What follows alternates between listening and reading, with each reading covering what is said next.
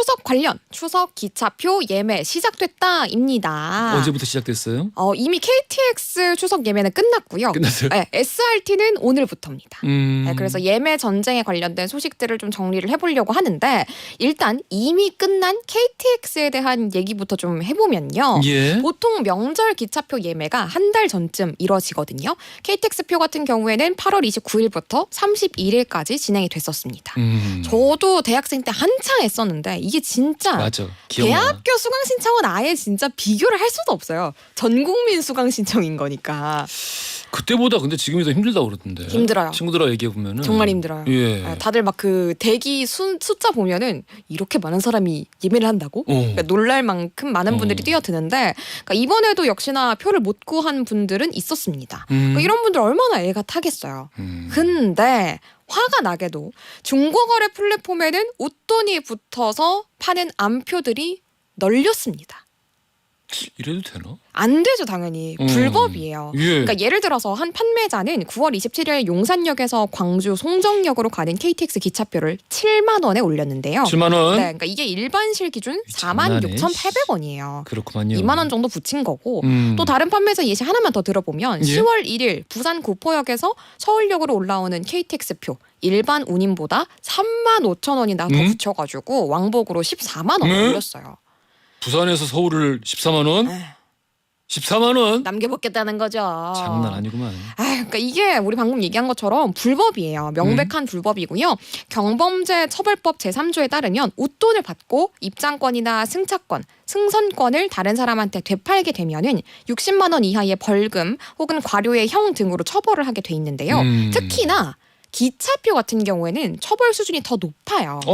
그러니까 상습 또는 영업 목적으로 자신이 구매한 가격보다 높은 가격에 판매를 하게 되면요.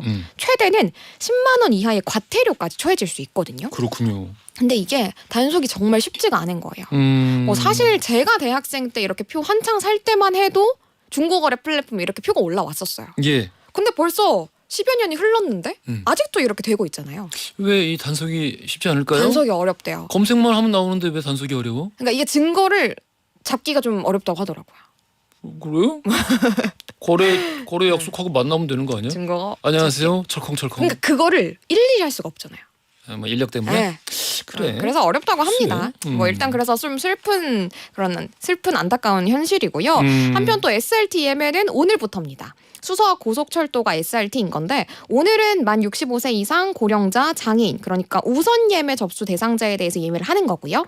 내일 6일부터 7일까지는 전 국민이 예매를 하게 됩니다. 그리고 이때 판매하고 남은 잔여석은 7일 오후 3시부터 그냥 일반 승차권이랑 동일하게 판매가 된다고 하더라고요. 대파리. 중고 시장에서 이제 가장 싫어하는 어떤 그 사람의 어떤 유형 아니겠습니까? 네. 되파리. 진짜 싫어요. 웃돈을 크게 이제 붙여가지고 파는 건데 화난다. 문득 그게 궁금하네. 응?